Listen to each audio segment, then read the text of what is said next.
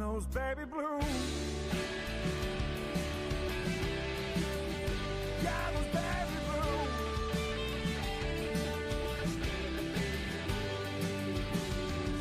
A broken man without a past, a vagrant aimless without a mouth. Took 2 long breaths and just one more till my lungs couldn't hold another. For you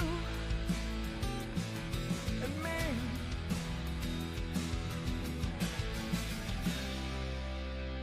and those baby blues. Yeah, those baby blues.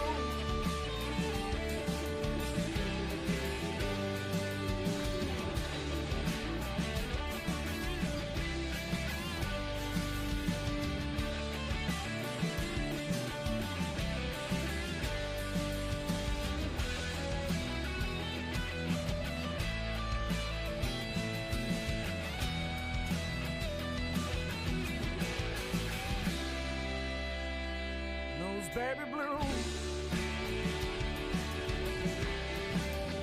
Yeah, those baby blues.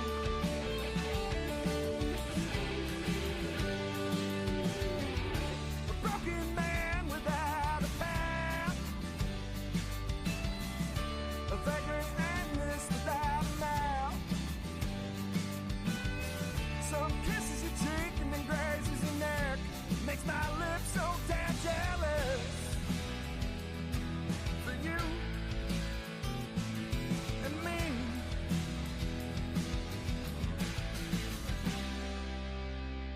and those baby blues. Yeah, those baby blues.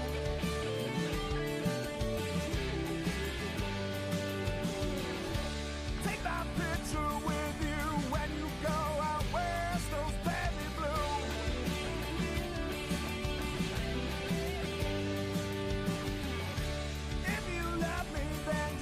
Say it with your chest, those baby blues.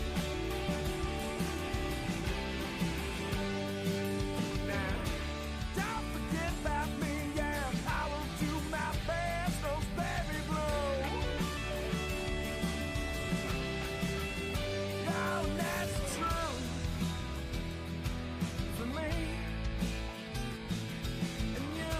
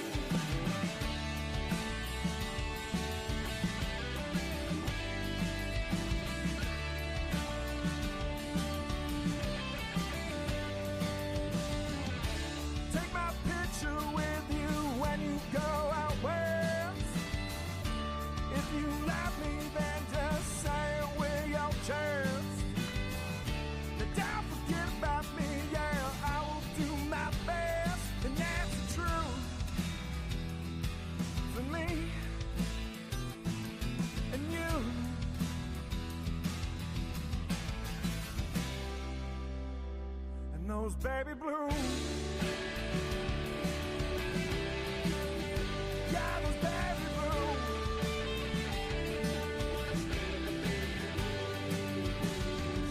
A broken man without a past, a vagrant aimless without a mouth. Took 2 long breaths and just one more till my lungs couldn't hold another.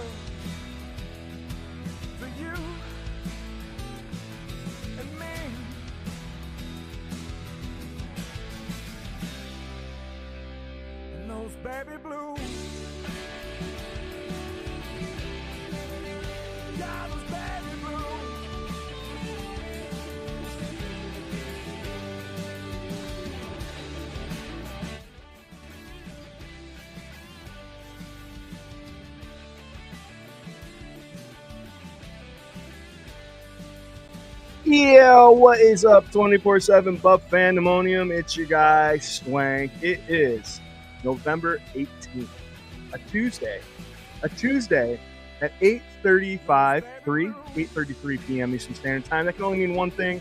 It's time for the K-Gun Report, brought to you by Buff Fanbase and 26 Shirts. We got a big one for you today, a huge win over a tough Tampa Bay team. We're going to talk all about that. Also, we're going to preview that Houston Texans game coming up on primetime Thursday. Also, ladies and gents, look who I got in studio with me right here. Oh, my God. He's right here. He's right there. So, yeah, I'm going to tell you, we're going to go do this here a little vidya, and we're going to hope that Jerry gets here. Get the over-under on when Jerry comes in.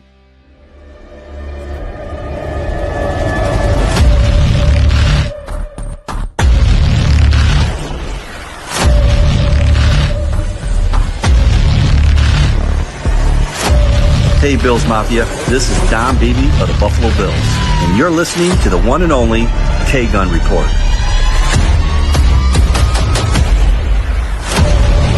Oh, and you all know, go Buffalo.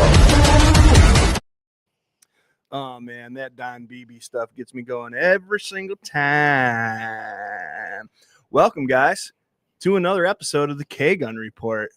Live from Swank's basement is me, your host, Mr. Swank, right here. And then right over here, my brother from another mother, All right. Scooter Magooter. Scott, what do you got, man?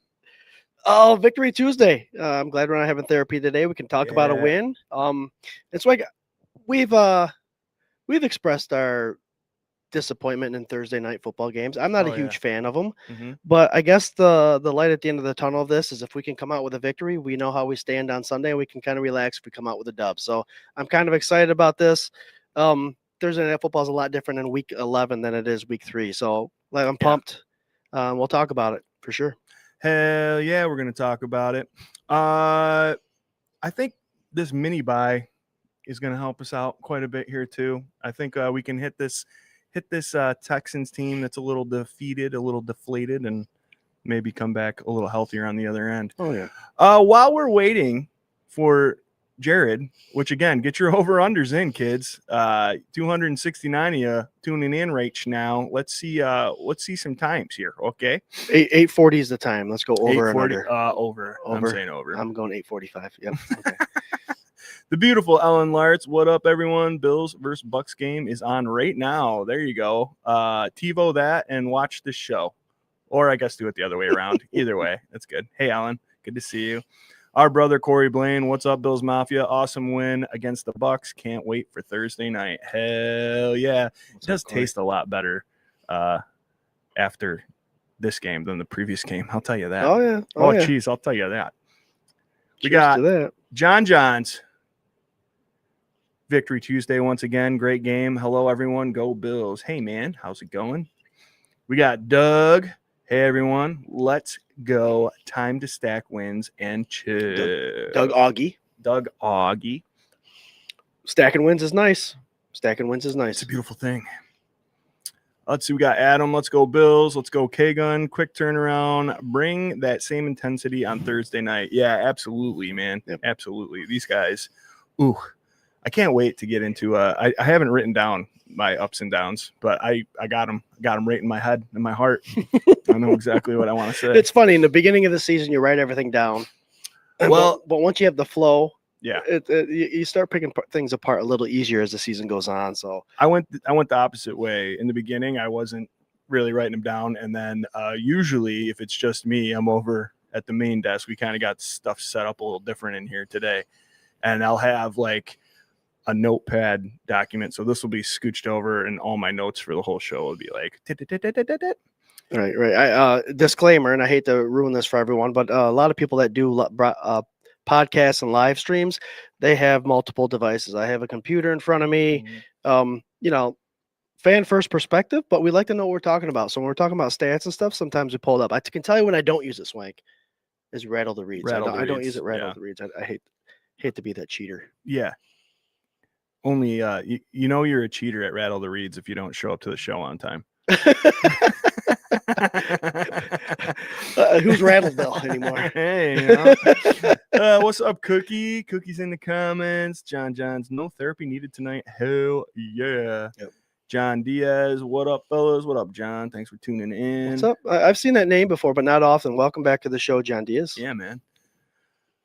What's up, Swank? What's up, guys? Let's go. Hell yeah, Adam. What's up? What's up, Adam? What's up with you, bro? What's up, bud? Uncle James? He's part of the fantasy football group that we got going on. Yeah.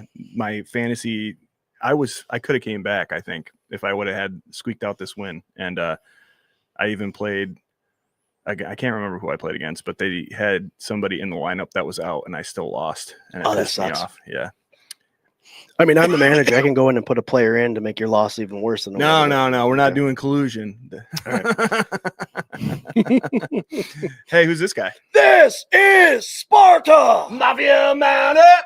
What up, Buffalo Spartan? What up, fellas? Mafia Mount Up, as previously stated. Yeah, he right now is the only one that's eliminated from the playoffs in our fantasy league. Oh, really? And Yeah. Corey's the only one that's clinched, right? Yeah. Josh Allen clinched. Yeah, he's one of those guys that are benefiting from the.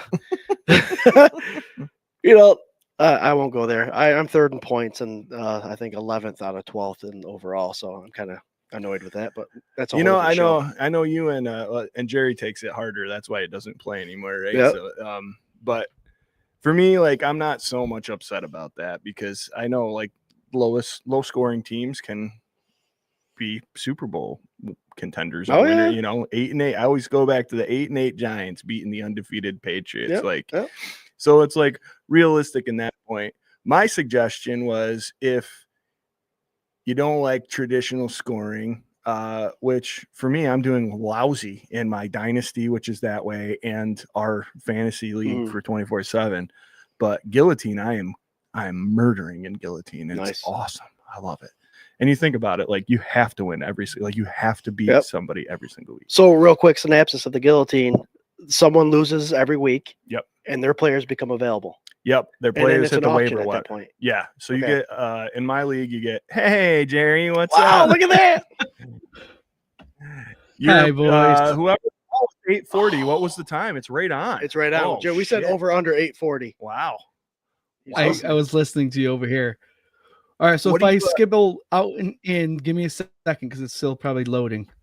just processing. It's You're okay. good. Your punishment for being late is you have to listen to me explain the rest of what a guillotine league is. So a guillotine league, we had 18 people at the beginning of the season. The lowest scoring total point team, they get chopped, guillotined, ka-cha. And all of their teams hit waivers. You get $1,000 after your draft, and you can use those monies any way you please. So if two people spend $1,000 on one player, who gets that player? Ooh, I don't know. I'm not the commissioner. Okay. But I can't imagine that happening the first week. Maybe. I mean, so I've never been in one before. So what they say is you should draft well and not spend a ton of money and make sure you have a chunk of money for like right now. Gotcha. And I didn't do that. I'm out of money right now. But I can read you my team really fast because this is probably great radio right here. It's great radio because as you're reading your team on the phone, Jared stepped out of the. Yeah, there you go. So that's All right. So Jerry, why the player? I'm sure there's a reason. We'll get there. 15 tackles. Hold on. All right. So Lamar Jackson is my starting quarterback. Okay. Justin Jefferson, Amon-Ra St. Brown, Derrick Henry, Henderson, running back from New England, Bowers, your boy Carlos Williams is my flex. That's my starting lineup this week. Kyron, sorry. Then I got Carlos though. Yeah. McConkney on the bench. Ferguson from Dallas on the bench. Mm-hmm. Swift on the bench. Drake May on the bench. Devontae Adams, Aaron Jones, Jennings, and I got Benson on IR. So that's my whole team. That's not a bad team. I'm sure that Jefferson is hard to. You can't bench him. No. But he's probably your most disappointing player right now. No, I wouldn't say that. I think Derrick Henry. Oh, that too. Yeah. I have them both on my fantasy, and I'm. Yeah. Yep. Okay. But I'll tell you, so as far as my starting lineup goes, I picked Lamar Jackson up off of guillotine waivers. Mm-hmm. Jefferson was a trade like week 2.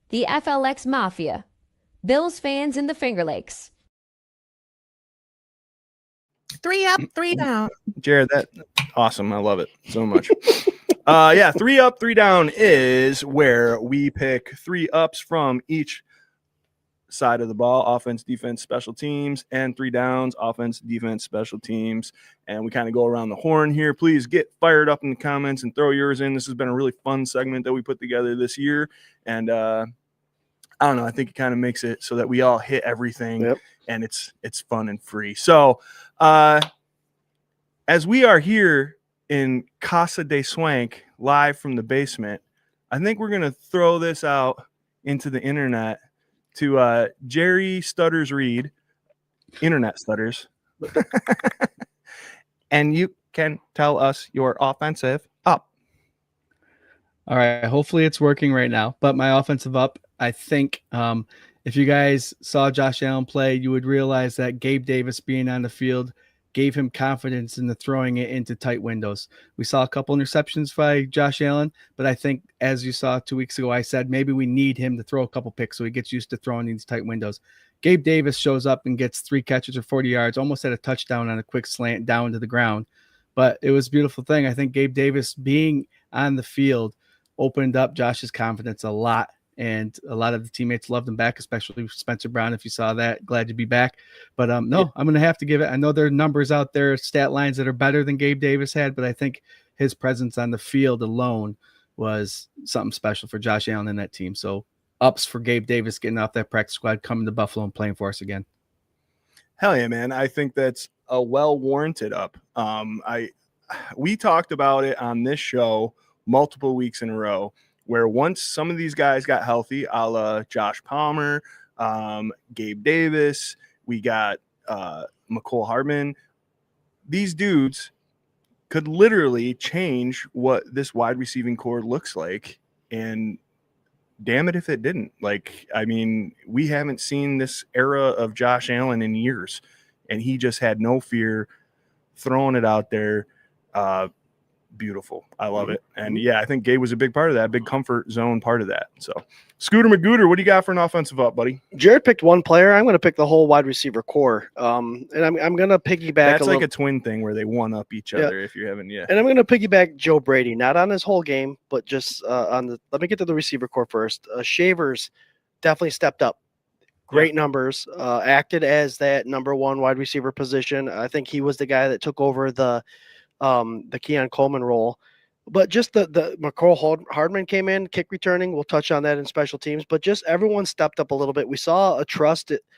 Josh Allen trusts his wide receivers more than he had in the past games, and that was refreshing. But where I'm going with this is the whole Joe Brady thing. You could almost see Joe Brady.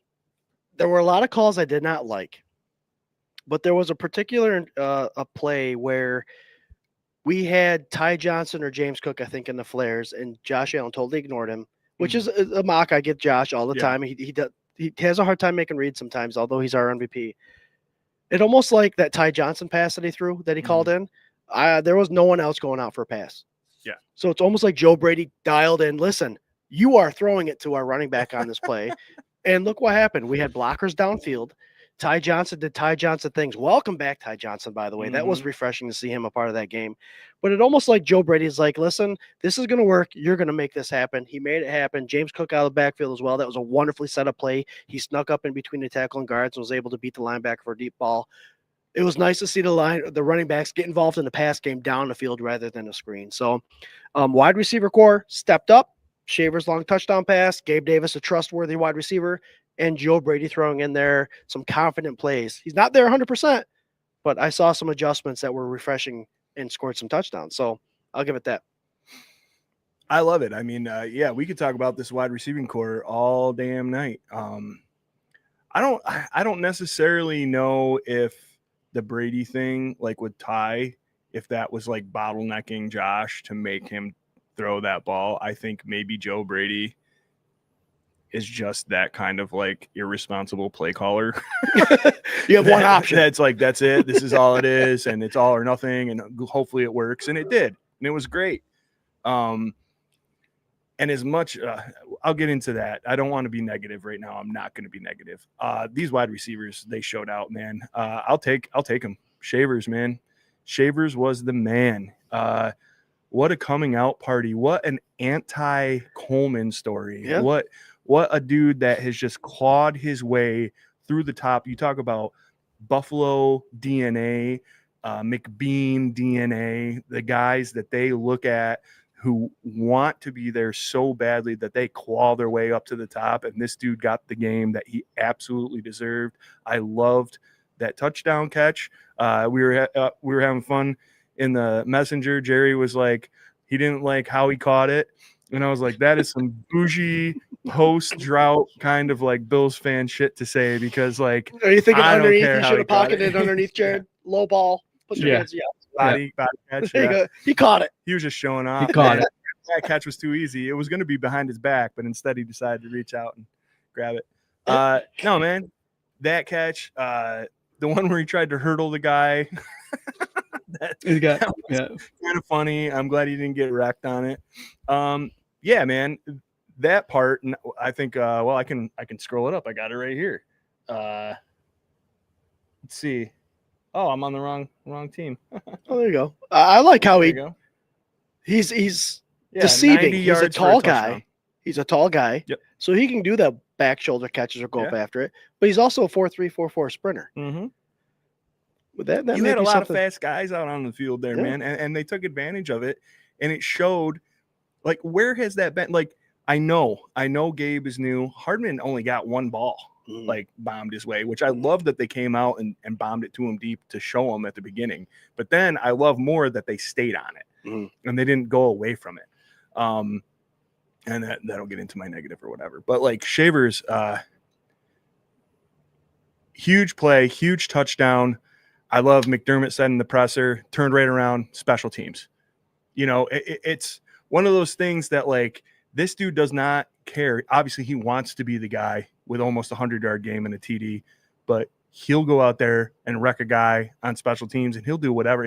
He'll take the garbage out. He'll do whatever you need him to do to be a positive influence on this team. Where, you know, this Keon Coleman thing, the more it comes in, it's hard for me to see how, if this would have happened before the trade deadline, if he would have been here.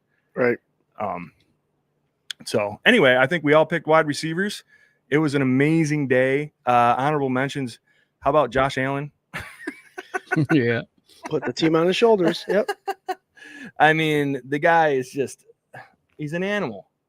He showed everyone exactly why. 317, 3 passing touchdowns, 3 rushing touchdowns, 2 interceptions. That one was super boneheaded. Everybody could have lived with that tip for sure, but that chest pass out of the end zone, I mean, that was like Josh. To me, it was the aftermath of Josh being like, Brady's not going to put us in a good spot, and I got to do something. It was the first drive, right, of that Yeah. game. Yep. So right off the get. Yep. But So- the guys, 2 quarterbacks in the history of the NFL have had 3 passing touchdowns and 3 rushing touchdowns in one game. 2 quarterbacks. Both their names are Josh Allen. Twice. There was one guy that had it. Yes. Yeah, he had Like one in the game. 60s. Yes, but Josh is the only one that's done it in 2 Twice, separate right, games. right, Yes, right, right. absolutely. Yeah. It's It was wild. like those Otis Graham or something like that. Some old school. Yeah, it's like Ebenezer McGillicuddy Yeah. back in 1907 on the Los Angeles wagon train. back when they threw the ball 3 times and they were all touchdowns. Yeah. Throwing the ball. What are you doing? Throwing the ball. You're on the ball. Oh, what is this? These kids today. Swank is fast with the facts. Thanks, Lou. Lou RQ. What up, bro? I wish you guys, like, I had another camera, whatever. The basement setup is like, I love how it's going. I love, like, I wish we could all be here. We will all be here one of these times. But like, just little stuff, man. We get it all like kind of there, and then all of a sudden, it's like if you're streaming, Lou, you know now, like with streaming and everything. But like, if you stream, it's never the same every single time. You're always doing something different. You're always trying something different. And I had this so set up and ready to go. And then like, I can't use my mouse here. I have to have it on the back of my chair over here to use it. That's why you see Swank look to the yeah, right. that's why you see me over here doing this. Usually I'm right in front of this screen, but we got a different screen over here. Anyway, let's go defensive ups. We'll start with you, Scooter Magooter. What do you got for a defensive up? Safety play. I'm gonna narrow it down to Bishop. Bishop is he's coming into his own. We saw it the last 2 weeks, but now we got 3 consecutive games with an interception. And I can't tell if that interception was more of a read and game study, like film study, because there are 2 guys in that spot. He looked like he was out of position, but he was in position to get the interception. So, you know what they say in the NFL: luck is preparation meets opportunity. Yeah. And there he was, 3rd interception in 3 games, coming into his own. I think he trusts Jordan Poyer, which is not a name any of us would expected to be on this Bills roster this year. No. I think he's made the life very easy for Bishop. He's learning a lot, and he's getting the reps, obviously, and he's making the most of it, quickly becoming one of the better safeties in the league, and that's my up. You can't deny it. You cannot deny Bishop's play. And he'll come up in the box and smack you. So he's becoming quickly one of my favorite players. I do have a Red Rush jersey of him, so go Cole Bishop. That's a good call. That's a good jersey, dude. I agree. Yeah, man. He talked a little bit about that in the press conference after the game, and it was kind of like they were trying to pick him, and he just rubbed out because him and Taryn, I think, knocked into each other, and that kind of just pushed him towards the right area, and then he made a very athletic play, and you just can't say enough about this is the thing. When you're online, when you're on Twitter, you're on Facebook, YouTube, any of this stuff, and you're watching content creators, and I know we are in that little batch, right? But when you're watching people, don't just take what they say in the moment for face value. Go back and see what they were saying about how Cole Bishop was washed. Cole Bishop was a bust. Cole Bishop wasn't anything. Because this kid, now that he's healthy and he's got the right tutelage, is learning underneath another guy who people are like, I can't believe Jordan Poyer's in the lineup. He's washed, blah, blah, blah. And I'll be the first to say, I did not want to see Jordan Phillips and Jordan Poyer and Trey White on the field at the same time. I did not. But I don't think any of us would have known that Cole Bishop and Jordan Poyer were going to be the absolute duo to be the best safety tandem that we've had in like 2 years, you know, especially with Rapp and Hamlin and all the question marks that were around all that. And by, you know, an unfortunate accident with these guys getting hurt, you put Poyer and Bishop together, and all of a sudden it's giving you a little bit of, like, I'm thinking Lisa's favorite guy should be Cole Bishop. He's kind of replacing that other guy that she really liked that used to play next to Jordan Poyer. So, yeah, just be your own judge, man, and take it for what it is, and don't let these people tell you. I mean, granted, our run defense is not that great, which makes it so teams can run against us. But I did not know that our passing defense was like top 3 in the NFL. Oh yeah, it's amazing, and it is. Obviously, they can run all over us, but that's refreshing to see. Yeah. We'll get to the negatives here. Hey, Jerry, what do you got for an up on the defense, buddy? Jerry, I'm here. Okay, what do you have for an up on the defense? Am I here still? Can you guys hear me? Yep. Oh, here we go. Jordan Poyer. This guy right here. 15 tackles, 7 of them were solo. I knew it was coming up. Yeah. And no, one of the tutelage, right? He's got Cole Bishop. I think, like you said, that marriage accidentally happened, but it's a perfect setup. Scott mentioned a couple weeks ago that Tyler Rapp and Bishop were kind of like the same safety, so they couldn't really lean on each other for someone's, you know, not great part of the game to make up for the other part. So I think Poyer and Bishop are a great marriage back there. And again, Poyer coming up making 7 solo tackles by himself. That's pretty awesome, because when he was making those tackles, he was like brick walling these people. So I got to give him an up. He did get beat on a long run. He got outran. That's what happens when you're 59, but still did a good job. Oh, we should do over under Jerry jokes. That was a good Jerry joke, man. I like that one. Yeah. Poyer's my up. Hell yeah, man. I 100% hear you. I think I'm so hung up on what a great mentor he's been so far for Bishop that I really haven't even thought about, like, the level of play that he's at. It's like, that's one of the reasons why the mentor is going so well is because of that. So, yeah, awesome. Let's see. I mean, the safeties were like the highlight of this whole day, right? Let me give it to one of the old guys. How about Daquan Jones going back there and smoking old Baker right when we needed it to happen, and forcing a fumble to put a nice little hat on this game. This D-line is beat up all to hell. It's had its ups and downs. It's seen like sparks with Hoyt. It's, Bosa has been right there with it. At Oliver, you're talking about, Sanders, a draft pick who has been hurt. It's just like insane the amount of ups and downs. But I will tell you what, man, that defensive line, especially the interior for me, is trying to hold steady, and they are making plays when they need to make plays. And it's definitely not hurting that you have Benford, Max, who got 51% of the snaps this week, which is that stock's climbing, baby. If he would have done anything more relevant, which I think like he didn't get really targeted the whole game, which says a lot, especially when you got Benford on the other side when he's on the field. If there would have been anything other, I would have put Max as mine. But I got to go with one of the old guys, man, because like this team, like the defense as a whole, the team as a whole, but the defense as a whole has overcome so much, and it's still, there's a lot to work on. But damn it, if they are not just scraping and fighting as hard as they can and keeping this team in games when even in games that we thought maybe the offense had no shot, like last week. Yep. So, yeah.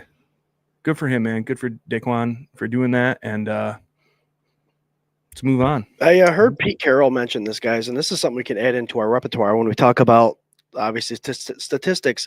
We've always said, the Bills only have 25 sacks right now, which is nowhere near the league lead. But what I talk about when I talk about sacks is when we need them is not on first and second down. It's the third down. Yeah. And Pete Carroll mentioned the other day, it's called the 4-point play. I don't know if you ever heard that term. No. 4-point play is when obviously you cut the drive off to where it's no longer a touchdown drive. They now have to go for a field goal. So you save yourself 4 points. Oh, yeah. So I'm going to call those plays 4-point plays from now on. On third down when it matters the most. Are you going to chew gum while you call them that?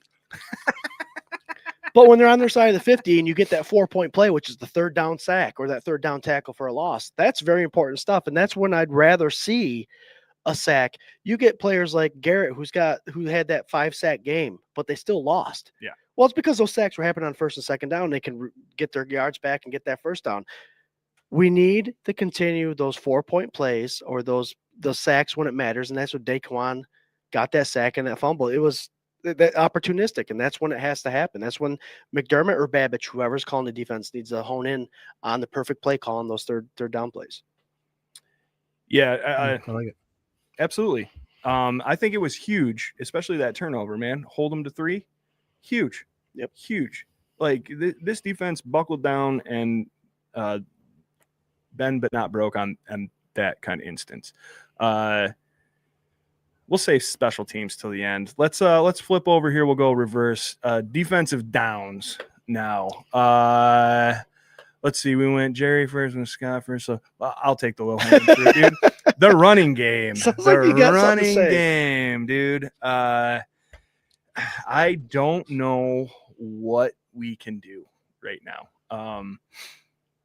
This is like just gonna be it. This is gonna be the thing. This is almost like an offensive fix to me. If I was Tampa Bay, I don't think I would have thrown the ball the whole second half. I think I would have just ran it and ran it and ran it. Yep. A third string back who literally, I'm not taking anything away from anybody. Sean Tucker, 2 touchdowns. I believe he had a receiving touchdown as well. Yeah. Yep. 106 yards rushing, 34 yards receiving, 3 total touchdowns. That's a third string running back. Mm-hmm. The one where you want to know who had the second string running back in fantasy? Me too. I had Rashad White and too, Tucker got all the points. Yeah, so no, I got White. Yeah, I was wondering, I was like, why the hell? Why did they bench Rashad? Like they just went with the. I saw Todd Bowles press conference ever. It's just like, yeah, we just go with a hot hand. I'm like, why? But yeah, man, this running game, I don't know. I really think it goes back to a lot of what Scooter's been preaching for a couple years now, where we have undersized athletic guys as opposed to beefcakes, and we need some beefcakes. This is just a bigger problem than I don't know. Well, I was pounding the table for Jack Campbell, the Lions linebacker, and look what he's doing. Yeah. The Bills, they depend on the 6'1", 225-pound linebackers, and now we're seeing it. We've seen it the last couple of years, and I'm piggybacking off you. It's the run game for me. I mean, we knew A-Chain was getting the ball 2 weeks ago. We knew he was getting the ball. Could not match up. And I'm not saying a 6'4", 250-pound linebacker is going to match up against them, but you're not going to run the ball up the middle knowing that guy's there. Yeah. So I just think we need one of those. Look for that in the draft the first 3 rounds of next year. But yeah, I mean, you knew Tucker after a couple touches that he was going to get the ball today. Yeah.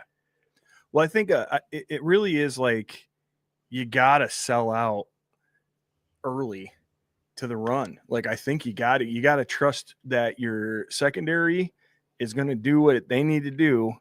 And you got to like front load this so that they feel like they can't run against you. And I think it's worth it. Especially early on in games. I mean, this week you're coming into a game where like, I think you're going to get a heavy dose of the run again.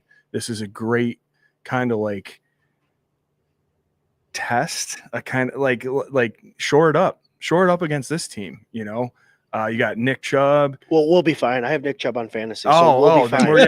I'm going to start Nick Chubb. So he's not going to get any points. It's that Mark Scott we got to worry about. No, wait, Scott, you said you're already out. I can still ruin people's days. Yeah, we can't hear you. You're cutting out. See him go like this. Are you there? Are you there? Yeah, I'm here now. If you can hear me. Hello. Yeah. Dude. Yeah. Tell that Amish kid to get on the bike. Start pedaling a little better on the internet. All right, Jerry, why don't you tell everybody your defensive down before we lose you? No, it's those big long run plays are going through the 3 and 4 hole, which tells me it's not the tackles or the defensive end, it's the linebackers. So the linebacker play is definitely the reason why these big runs are popping. I don't know if we're lacking the physicality of it, but hopefully something picks up. What I do miss is those Milano plays. We haven't seen a Milano play since he's played this year. So hopefully we get a couple of those coming starting now this week. Be nice. He had one good pop there. Remember we were talking, he had a pop and then he had that stupid offsides, which you and I were talking. False start. Yeah, you were saying it was false start. I don't know. Whatever. It's fine. Doesn't matter. But yeah, it would be nice to see a little bit more out of him because I think Dorian Williams, man, I keep him out there. I don't know. For me, he's been doing well. Yeah. Okay. I don't know. All right. Let's see here. Offensive downs. Go ahead, Jerry. Oh, yeah, we didn't do the offensive down yet, did we? I thought James Cook's running game was the offensive down. 16 carries, 48 yards. He just couldn't get going, but I also want to blame that kind of on Brady. He did those stupid pitches again. He kept those pitches. You got to stop those pitches. So James Cook's trying, but man, did he show up in the pass game, 3 for 66 and 1 touchdown. And I think that's going to open up a little bit more of that play call. Josh Allen definitely hit his running backs this game, and Ty Johnson got one, but James Cook was three catches for 60-something yards. It's perfect. So if you're going to hold him in the run game, get him in the pass game because James Cook needs the ball. There you go. Yeah, I think that's fair. I agree though, as far as I don't think that's Cook's fault. Right. So. Yep. But I'll shoot it right over to Scooter. What do you got for an offensive down, buddy? To go off Jared, I think it's not Cook's fault. It's predicted plays, and it's the offensive coordinator's fault. But that's where I come back. I think Joe Brady's coming into a little bit of little smarts here, having Cook sneak up through that 3 hole and get wide open against a linebacker. But my down is going to be a puppy yips, Josh Allen. That he still has that I got to put it on my shoulders thing. Yes, he has 6 touchdowns. He performed well, but Tyrell Shavers had apparently this week the top separation for wide receivers this week. Now, keep in mind that touchdown pass, he had like 15 yards, so it may be skewed a little bit, but Josh Allen's having to put it on his shoulders. The hero ball we saw early with that shuffle pass, and we saw a couple times. You can't control that tip pass, but it's not a lot on the offense, but it is that initial yip. I'm a puppy that's hyper right now. I got to make something happen. Let's make it happen. Turnover. That's all I'm going to. Offense performed well. Other than that. Yeah, I'll you know what? I think I'm going to combine both of your downs because I think that the only reason that distrust is there and that those yips are there is because of Joe Brady. I think that the hero ball like relapse that we've seen is because he didn't trust what was going on. He even said it in his presser, I didn't trust what I was seeing out there. I was passing up guys that were open. He said that after this game, not the other games that we know he was doing it in Miami and everything else. This game where they scored 44 points, he said he had open guys that he could have threw the ball to, but he wanted more, which you can see it. You can see it plain as day. But that was early in the game. That was the Shavers touchdown, right? After that, he relaxed. This was like Josh Allen, primo, should have been MVP Josh Allen. Mm-hmm. Like this was the guy that like everybody was like, oh, Dable's the only one that, you know, can get him to throw the ball or whatever. Like this was comfortable. These were guys that work for him, that can get separation, that can catch the ball. Like it was fresh. It was new. It was something like, I think absolutely Gabe being there, Shavers just being so hungry and being willing to do all that stuff. Those are like the positives to me. Again, Joe Brady, what I'm worried about is that what did we see this game? What was the thing this game? Deep balls. That was the thing. I'm fine with it. I want it. I want to see a game that is a balanced rushing attack with mid to deep balls, because we did go 3 and out, bombing the ball down the field 3 times and not making it, right? I want to see a nice balanced attack where you're taking all this stuff that you've implemented, like the pitches, absolutely, why? But you can put one in here and there. That's fine with me. I don't think you want to do it before you try to maybe like run it to the edge, just hand it off. Yeah, there's no play action with pitch. yeah, exactly. And the play action was killing it. That was killing it this week. So Brady needs to fine tune this stuff. I hope he doesn't ruin what just happened. You know, I think this really, like, this was like a stepping stone that was like, holy shit, Josh Allen. Like the thing that Bills Mafia should be pissed off about so much isn't, to me, like, it's not like James Cook didn't get this. It's not this or that. It's not whatever. To me, it's this could have been the offense the whole time. Yeah. For the last 2 years, this has been there. And it doesn't have to be there. It doesn't have to be a 300+ 6 TD game.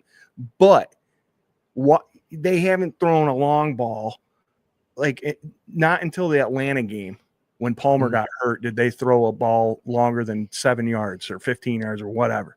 Like, this can be a balanced attack, and that will keep defenses on their toes. Like, if they don't know whether you're going to hand it off to one of the best running backs in the NFL, I'll stand the best running back in the NFL, or you're going to bomb it down to Shavers or Gabe, who is like a new toy that nobody knows how he's going to play off this thing. Like there was just like so much that I think Tampa Bay couldn't prepare for because they've never seen Josh with this line of receivers. And if I'm that defense, I'm not believing that Joe Brady's going to dial up any passes to him anyway. I'd be playing the run the whole time, you know?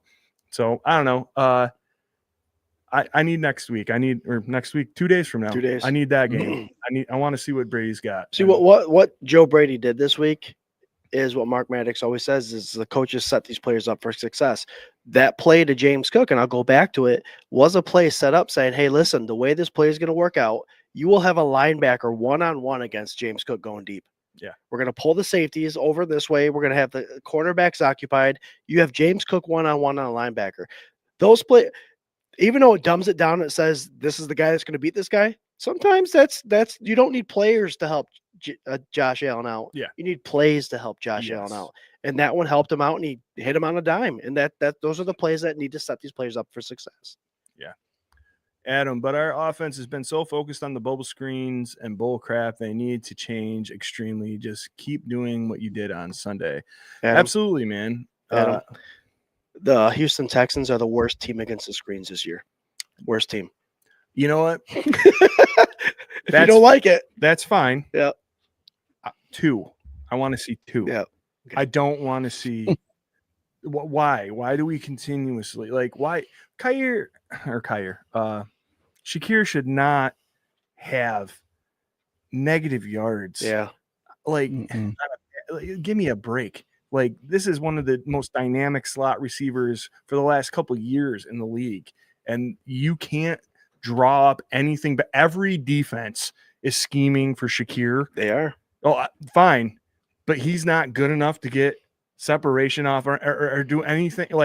To me, if Gabe Davis, that touchdown that he dropped, which was not his fault, Josh threw it like a bullet coming out of a rhino's ass. It was so fast, but you can't tell me that you can't do those quick hitters and get them off guard a little bit, or get him in space or whatever. I mean, as soon as one thing starts working somewhere else, they're going to have to start, that's the way defenses flow, man.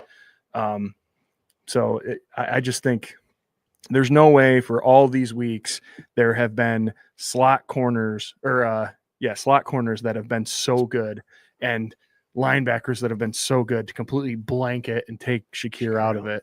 Yep. But maybe. Can't we have it all? Yeah, we could have it all. Why not? All right, let's head on to the special teams. Go ahead, Scott. Give us any special teams up or downs. Just lump it all together. I'll make it quick. Hardman had a great initial kickoff return, 61 yards, but the Ray Davis is surprise, had 39.5 yards, I think, a kick return. No hesitation. It's almost like they figured it out. So we'll see the next upcoming weeks what happens after that. But that kickoff return team was nailing it, and I hope they can continue with that. Jared, you're up. Yep. Nope. At first, I thought it was just Hardman coming in and making a big difference, but then you saw they kicked it away from him, and Davis was doing it too. So kudos to the special teams there. The only down I would have would be Hardman's fumbled punt. Yep. Also, one more actually. Alec Anderson got called for pulling a guy back, holding on a block kick. So if you look at it, it does look, he did pull him back. He did pull him back. Get out of here, dude. You're telling me that false start on a replay, but you're not going to say that. To me, he just backed up. He backed up and let him run. Put his hand on him and backed up. Put his hand. Yeah, he might have. Any jersey or anything like that. It must be the line we saw last week with that BS pass interference. But a great special teams. I think, Scott, like you said, they did one cut and took off, but they didn't go up the middle. They took off to a side. Yeah. So they used the whole field. So hopefully this is something we're going to continue to see. Hopefully Hardman, his a knee injury or calf might be calf strain. So hopefully that was a nice little taste, and hopefully he comes back in the next 2 or 3 weeks. But yeah, kudos to Davis on those kick returns. Huge position. There's kickoffs and kick returns. Obviously, you play the video games, but there is such thing as kick left, kick right, kick middle, return left, kick middle, return right. So I don't know if the Bills just guessed right on every time, but you're right, Jared. They did kick it to a spot, and then they avoided Hardman, and Ray Davis took over and did the rest. So let's hope that continues. Yep. Boom. I think it'd be interesting to see. And Prater did a hell of a job too. Yep. Yeah. I think it'd be interesting to see what Tampa Bay's special teams, their kick coverage team, is like on average. Because that's not something that any of us would know or look up or do. You know what I mean? Are they horrible at that? I wouldn't think with their record and as good as the team is that they'd always have, opposing teams starting the 40 on the other side. Yeah, exactly. But I'd want to know. Yep. You were talking a little bit about Hartman and injuries and all that stuff. So I just wanted to throw this up here. This is such a great resource. And if you are fans of Sunday Sessions and tune in, which you can catch me and Scooter and RT, Ryan Thomas from the Thomas Take Sports podcast, hour and a half before kickoff this Thursday. Might be hour? an hour. Hour before? Yeah. Okay. I have practice, so we might have to change that up to an hour to 7:30. Okay. Yeah, so I've been using this website, or it's an X feed, Twitter feed, whatever, Buffalo Bills PR, and they always put together really nice inactive day lists, but it also includes the 53-man roster.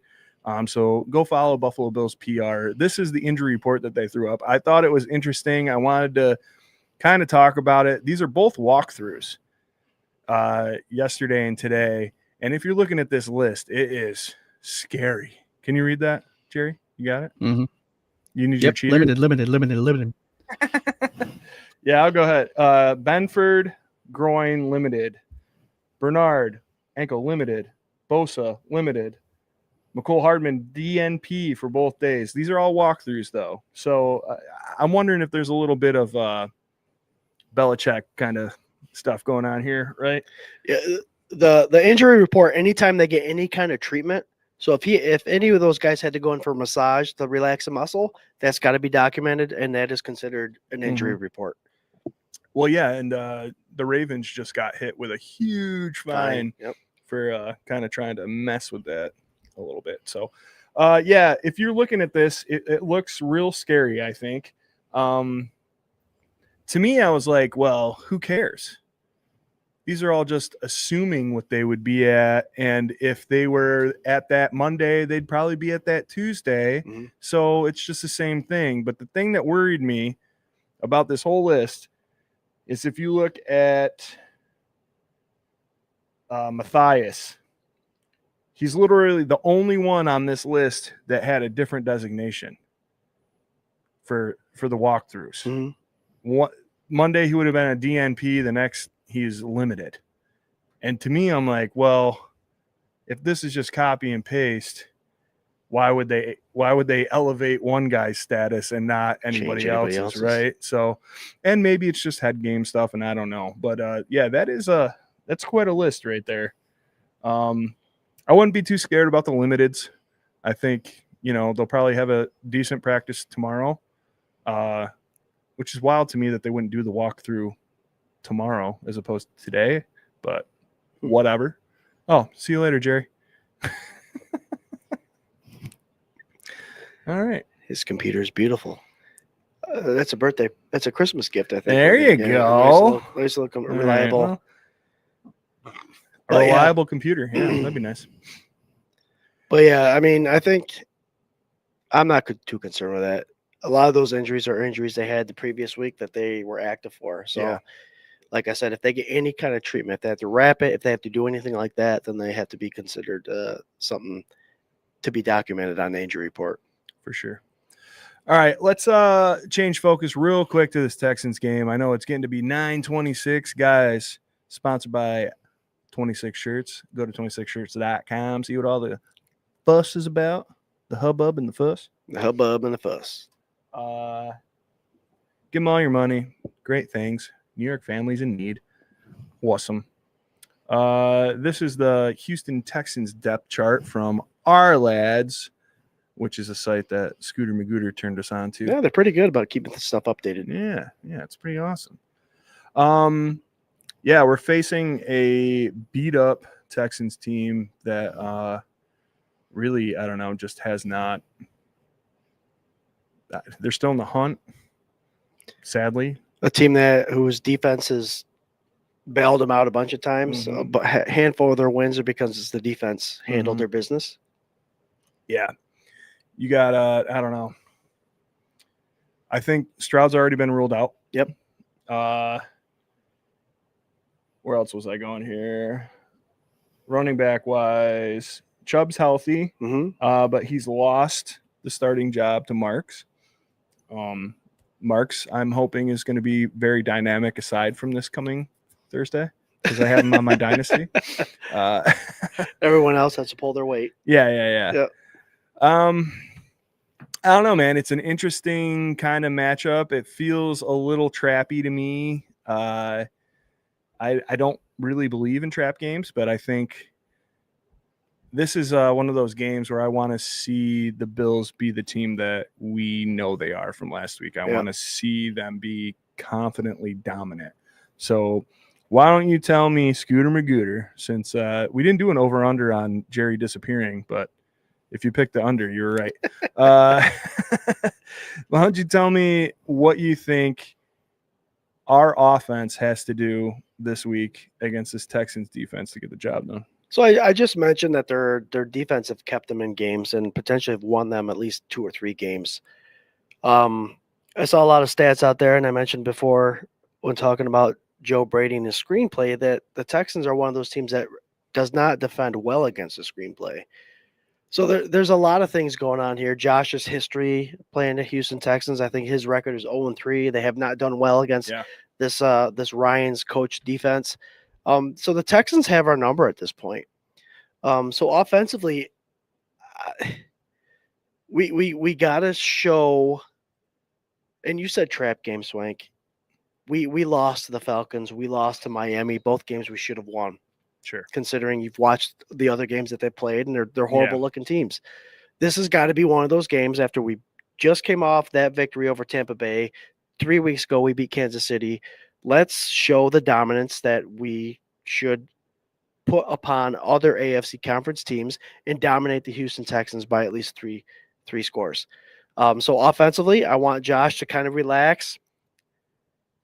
He had that puppy antic going on in the beginning of the last game. I called him the yips. I think he can comfort himself after the 3 quarters he provided us against the Tampa Bay Buccaneers, and he can carry that on to this Houston Texans defense. They're going to be aggressive.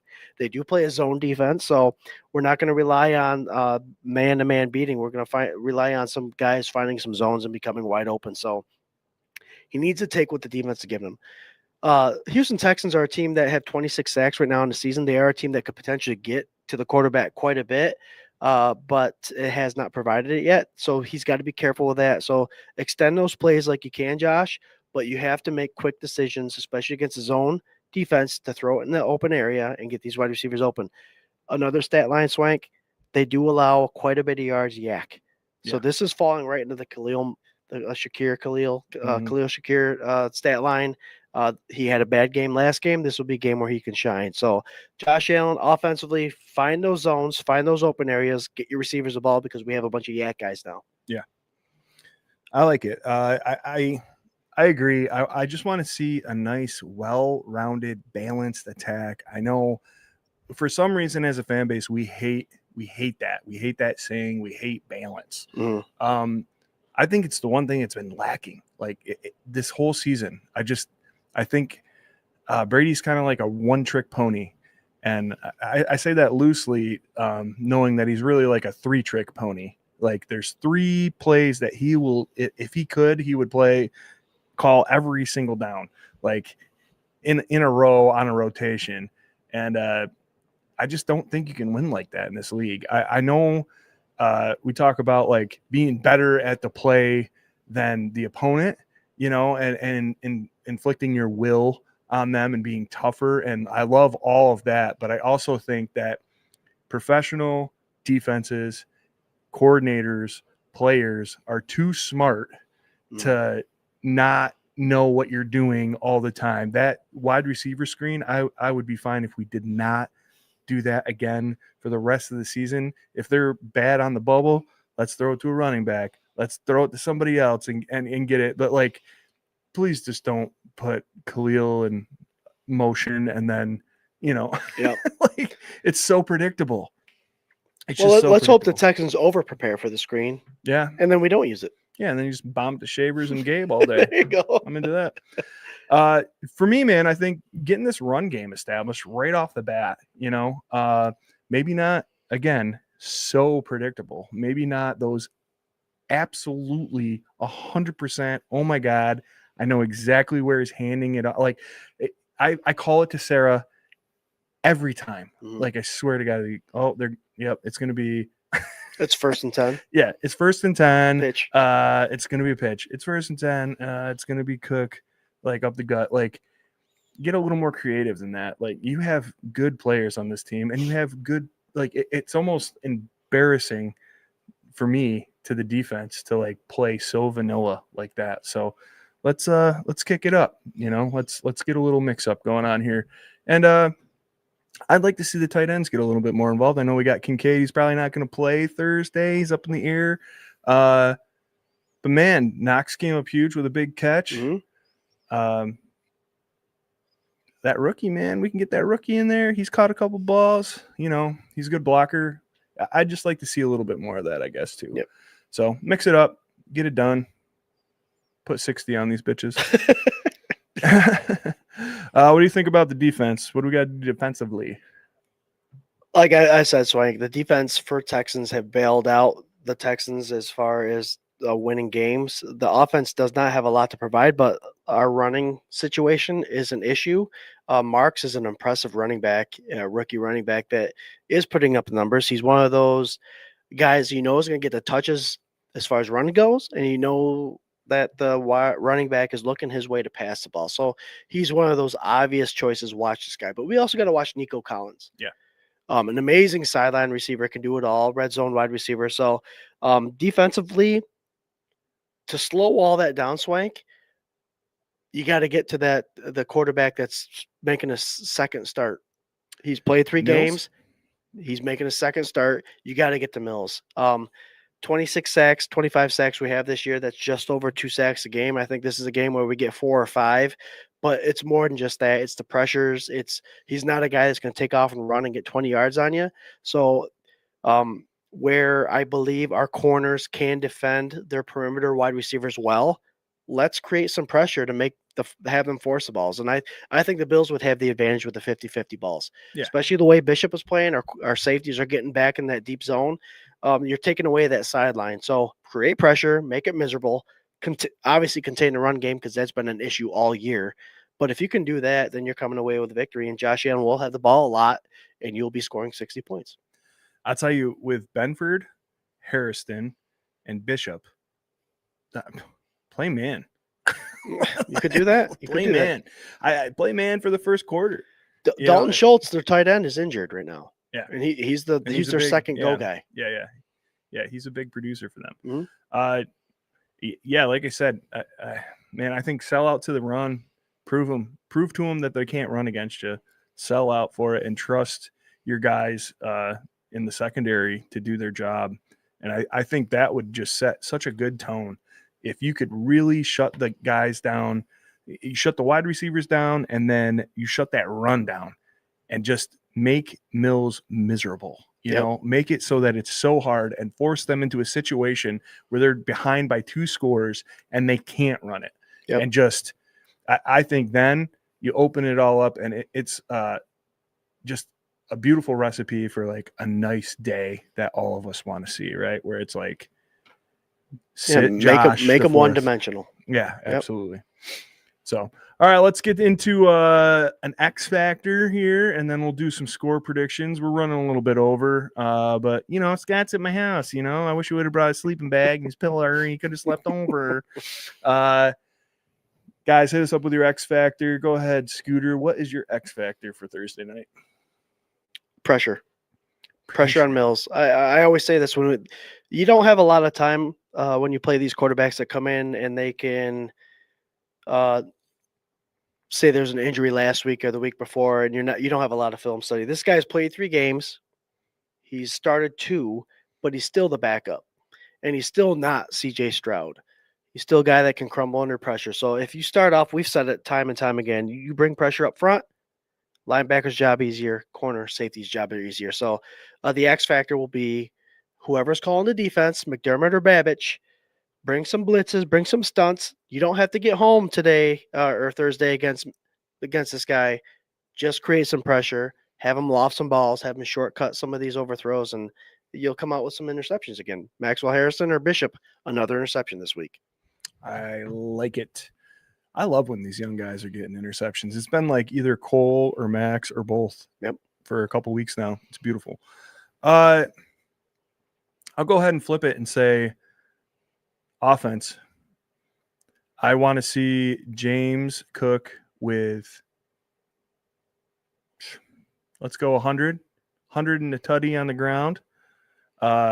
balanced out with, how about Gabe Davis? Let's go 75 and a touchdown. There you go. Let's go with that. That'll be some FanDuel points for you. Hell yeah. He'll be the hottest pickup on the waiver wires week 13. There you go. I don't know. Again, it just goes back to that balance, man. I think like you have to show that you can do multiple things well. And we know this team can do that. They need to show it. And that should be Joe Brady's priority instead of being cute.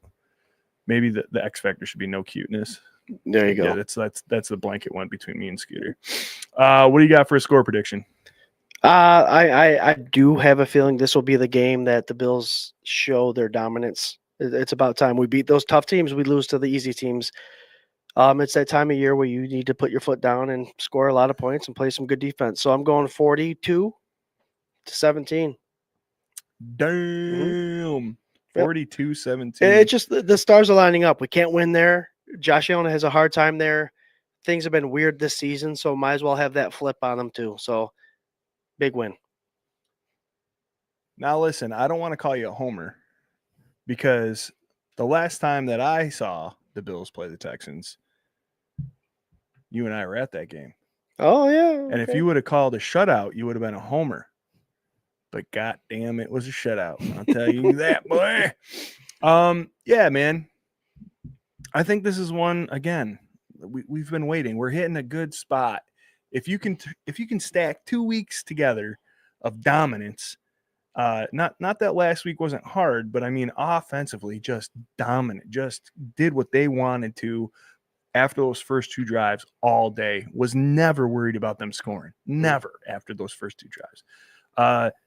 If you can do that, like I don't see how anybody doubts this team anymore going forward into the playoffs. Right. So for me, yeah, man, I don't know if I'm going 40s because I think Josh is going to be sitting the majority of the fourth quarter. So I'm going to go 38 to 17. I'll go 38-17. Right. Let's go. Like it.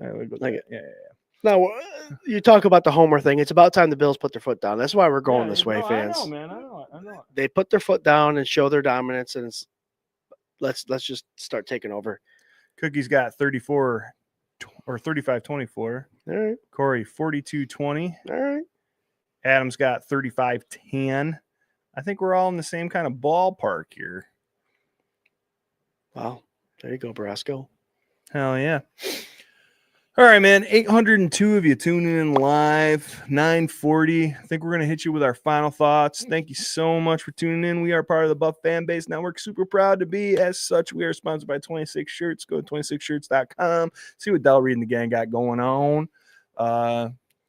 Really appreciate you guys hanging out tonight. Scooter, I'm glad you got down in the cave, man. Oh, hell it's fun.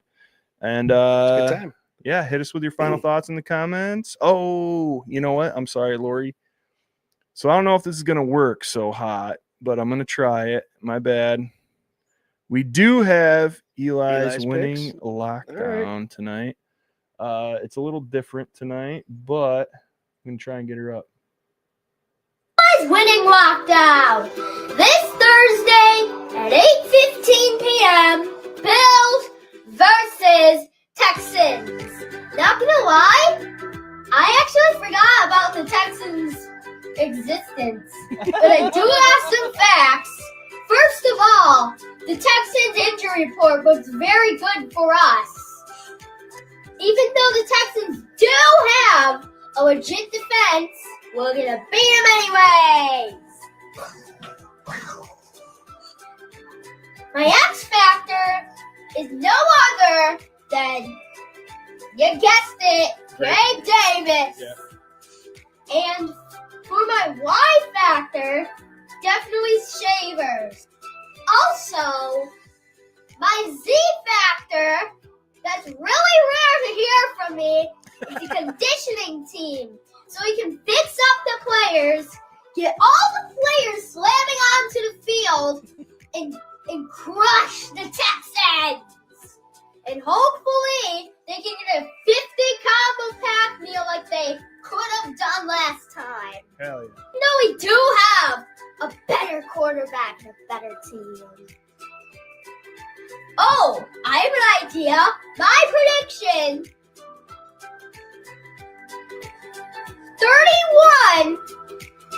31-28. Bills win. Wow, that's a close game. Shout out to Josh Allen. Oh, and also I forgot to say something. I'm gonna name all the NFL players in history to get 3 passing and 3 rushing touchdowns all in one game. Josh Allen. And that's why I give that one shout out to him. The Himbos have extended by 1. You're now Himlets. Shout out to the University of Wyoming for his very special hat. As you can see here. Nice. Go Bills, go Pokes.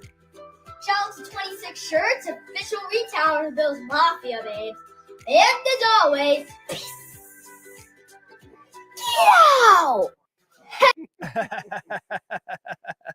As always, peace. Hell yeah. That's our boy Eli, our kid in the street. He nailed it. Yeah, he did. He nails it every single week, man. Yeah. Lori was apologizing. Don't worry about that. It doesn't matter. It's all good. We got to see it. Everybody loves him. He's great. Yeah. All right. Final thought. You didn't do that? Yeah, no. My final thought. Hey, I wore this hoodie on purpose.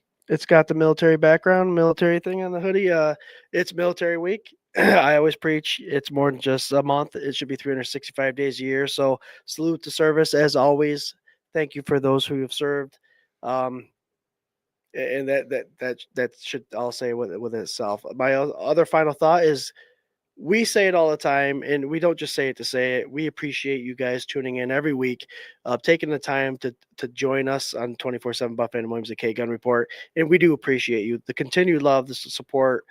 Keep sharing, keep tagging, keep doing all that stuff and helping us grow, because we do it organically, which is why we enjoy coming on, because you guys' comments kick butt every week. I also want to throw this in, Swank. December 7th at Dirty Jack's. That's like 3 final thoughts, and this is going to be my final. Look at this poster. Swank came up with this poster. Sweet little poster. Finger Lakes Mafia meetup. It is a watch party. We're watching a Bengals game, 3 to 8. Dirty Jack's in Phelps, New York, right in the middle of Phelps, New York there. Same owners own Otis and Lisa, so they got great food there. There might be a wing drop. They might be announcing a new wing. Yep. They might be doing that. And we have giveaways. We have raffles. We'll be doing a live show of the Sunday sessions from there. It's a watch party. Come join us at Dirty Jack's, December 7th. It's a 4:25 game against the Bengals. So it's going to be a good game, an AFC conference game. So it's a huge game. Come have a couple drinks. We're talking about Burrow being back that game. Yep. So come hang with us. Yeah, come hang out, man. Starting at 3.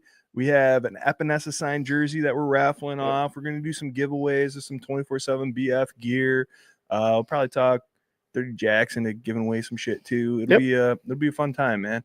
Beer specials and great wings, man. Awesome wings. So come hang out December 7th. It'll be a good time. For me, man, I say it damn near every week, but appreciate the time we got right now, man. This is a very special team. It's a very special man that we have heading up this offense right now, and he proved it to you all damn day on Sunday this last week. 6 touchdowns in one game. I mean, people talking about this guy, is he broken? I was getting texts in the first quarter, do we have a Josh Allen problem? Is he broken? And what happened?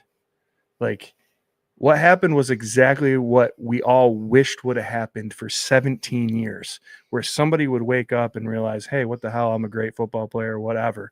You have that guy right now. Yep. So when you're watching these games, man, appreciate the hell out of it, because when you were in the moment, if you're old enough, as Scooter and I are, to appreciate a Jim Kelly, to go into that, and then the Bledsoes, and then, you know, we're talking Fluties. We're talking like guys that like we, awesome. And then it was me. Fitzy was fun, but you have that guy right now, and this is going to be the kind of stories that you tell your kids and your grandkids, and it really just doesn't get any better than this. So Appreciate it. Enjoy it. We're over half. This is week 12. Yeah, there's a lot of games left. Yeah, a lot of games left, but the season is we're getting there. We're getting into the holidays, all that stuff. Like, just stop, smell the roses, appreciate where you're at right now. Guys, 823, you tuned in live tonight. Appreciate you so much. Thank you for the comments. Thank you for hanging out. Scooter, thanks for being here, man. Appreciate it. You know what, guys? Go Bills. Go Bills. You just went too quick, man. Go Bills. Go Bills. Do it again. Go Bills. Go.